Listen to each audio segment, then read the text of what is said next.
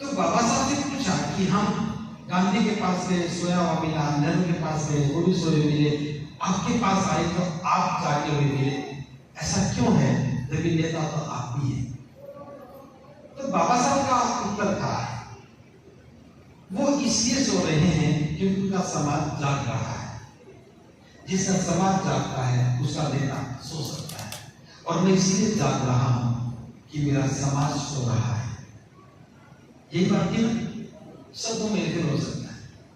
अब एक बात ध्यान से सुनो, ये बात किस किस की समझ में आई कि बाबा साहब इसलिए जाग रहे थे कि समाज सो रहा है। अब तो बाबा साहब नहीं है तो जागने का काम कौन करेगा? कौन करेगा? करेंगे या किया किए होते तो आप बताते कि मैं बाबा साहब की 20 पुस्तकें पढ़ चुका हूं। जागने का मतलब क्या है? मोबाइल में भी जागते 2 बजे तक, ये जागना नहीं है, ये जागना नहीं है। जागना का मतलब पर्पसफुल। अगर हम बाबा साहब के अनुयायी होते तो बाबा साहब के बिना होते ही हजारों नौजवान खड़े होते कि बाबा साहब जाग रहे थे तो हम सो सकते थे, लेकिन समाज जागा नहीं है, इसे हमें जागना है। इसका नाम मिशन था। जिस काम को मसीहा करता था उनके जाने के बाद उस काम को कौन करेगा? किसकी जिम्मेदारी? हमारी जिम्मेदारी थी, हमें जागना था। और किससे जागना था? जिस उद्देश्य के लिए बाबा साहब जागते थे, अध्ययन करना था, लिखना था, पढ़ना था, समाज के लिए योजना बनानी थी। लेकिन ये काम नहीं हुआ। बाबा साहब के जाने के बाद देश में एक ही व्यक्ति जागा, जानते हो? मान्यवर साहब कांसीराम। और मैं जागने का परिणाम बता रहा हूं। जिस एनालिसिस का जिक्र आप कर रहे थे, उस पुस्तक को साहब ने एक ही रात में कम से कम 6 बार पढ़ा। इसका कोई एविडेंस नहीं है, 5 बार भी बता सकता, कोई 6 बार बताता होगा। 6 बार पढ़ा। और इसी की घटना सुना रहा हूं। साहब कांसीराम जी उस समय सीनियर साइंटिस्ट थे, पुणे की डिफेंस लैबोरेटरी में। उधर उनका रिश्ता पक्का हो गया पंजाब के एमएलए की लड़की के साथ, या वो मंत्री था या एमएलए। घर से चिट्ठी आई कि लड़की देख ली है, बात पक्की हो गई है, अब रिश्ता करना है, घर आ जाओ। और साहब ने एक पत्र लिख दिया, मां मुझे सेरा नहीं कफन चाहिए। वो सारी बातें उसमें लिख दी जो लिख रही थी, मैं साथ बात नहीं कर रहा। घर वाले चिंतित हो गए। अब बड़े आदमी के घर में रिश्ता हो गया तो चिंता होती रहती है। लेकिन साहब ने मना कर दिया था, नौकरी से रिजाइन कर दिया। तो उनकी मां माता बिशप को उनसे मिलने गए। रात हो गई, सभी सो रहे थे, लेकिन साहब जाग रहे थे, पढ़ रहे थे। थोड़ी देर बाद फिर देखा, फिर पढ़ रहे हैं, फिर देखा, फिर पढ़ रहे हैं। तो उनकी मां ने कहा, वो काशीराम को काशिया बोलती थी, काशिया, अरे काशिया तू सोया नहीं, क्या ढूंढ रहा है किताबों में? तू सोया नहीं, किताबों में क्या ढूंढ रहा है? पंजाबी बोला, उसने हिंदी बोला। तो साहब ने कहा कि मां, इसमें राज की चाबी खो गई है।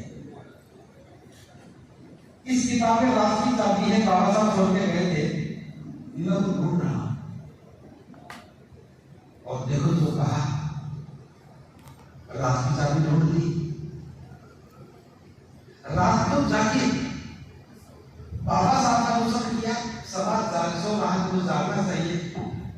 माँ कभी सो जा और राज की चाबी ढूंढ रहे हैं और चाबी ढूंढी तो फिर सोए नहीं, ले क्या गए, ये राज की चाबी है, वोट से मिलेगी, वोट बाबा साहब ने दे दिया, बस वोट की रक्षा करनी है, बेचना नहीं, कोई छीन ना ले, कोई चुरा ना ले, कोई डरा के ना ले, अपने वोट की रक्षा करो, ना पीटे वाला समाज बनाओ, और जो सामने वो चाबी दिखाई लोगों को, देश का सबसे बड़ा प्रदेश उनके हाथ में था, 4 बार सत्ता आपने ले ली, और हम किसकी बात कर रहे हैं? हम तो गरीबी खत्म करने की बात कर रहे हैं, हम तो जाति खत्म करने की बात कर रहे हैं, अपनी जाति खत्म करने की बात, जो कुछ है ही नहीं। आपकी जाति खत्म करने में कितना समय लगेगा? किसको खत्म करोगे? क्या जाति दिखती है? देखो किसी जाति दिखती हो जिसको नहीं पहचानते की जाति नहीं है, तो ये था धारणा। अगर बाबा साहब के जीवन की एक एक घटना को हम जीवन में उतार लेते तो आज हमें ये पाठ नहीं पढ़ना पड़ता कि वो इसलिए सो रही इतना समय जाग रहा है और मैं इसलिए जाग रहा हूं कि मेरा समय सो रहा है। जिसकी ये बात समझ में आ जाती उसकी नींद गायब हो जाती, और जब आदमी जागता तो सोचता कि मुझे करना क्या है, फिर ढूंढता कि मेरा जीवन कहां हो गया, मेरे जीवन का मान और सम्मान कहां हो गया, मेरा स्वाभिमान कहां हो गया, मेरे पर जुल्म क्यों होते हैं, मेरे समाज पर जुल्म क्यों होते हैं, मेरा अतीत कहां था, मेरी विरासत कहां हो गई, मैं भी तो किसी विरासत का वारिस था। जब ये प्रश्न मन में आते कि मेरी विरासत कहां है, मेरे पुरखों ने जो बनाया था वो कहां है, तो फिर आप अपनी जड़ें तलाशते, और आपकी जड़ें बोध गया में जाके मिलती, सारनाथ में जाके मिलती, कुशीनारा में जाके मिलती, सावस्ती में मिलती, लुम्बिनी में मिलती, वैशाली में मिलती।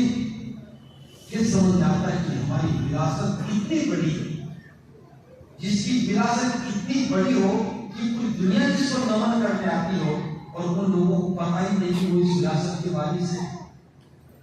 सोच के देखिए, मैं बोध गया में बहुत बार आया, संख्या तो मुझे नहीं मालूम, बहुत बार आया, मुझे कभी लगा नहीं कि बोध गया हमारी है। आए दर्शन किए, निकल गए। इस बार हम आए 6 दिन के लिए बिना कमाए।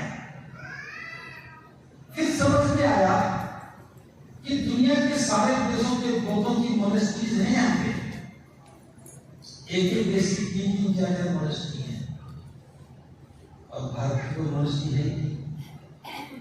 है भी तो उस पर कब्जे बौद्धों के हैं। एक कोई बिहार है कि वो भारतीय जैसा है भी, तो बिहार के लोगों को यह समझ में नहीं आया कि हमारी विरासत है, हमें उसे संभालना चाहिए। कैसे कह सकते हैं कि बाबा साहब समझ में आ गया? बाबा साहब तो महाराष्ट्र में बैठकर भी समझ पाए कि हमारी विरासत क्या है, लाखों लोगों के साथ अपना हक जता दिया कि बहुत विरासत क्या हमारी से।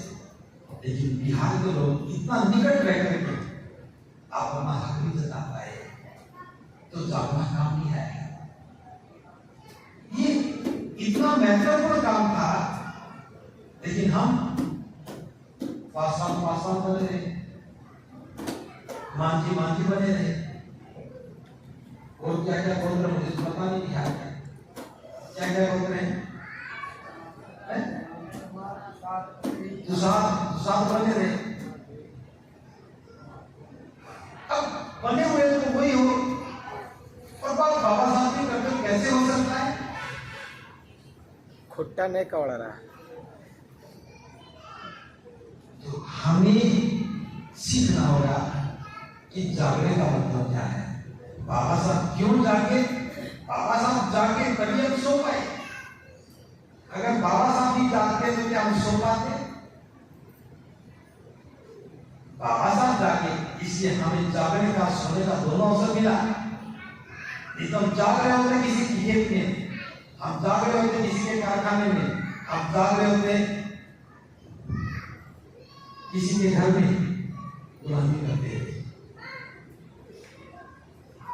तो ये मिशन है कि महापुरुष किससे जागे, हमें क्यों जागना है, जागने का मकसद क्या है और अपने आप को कहां ले जाना है।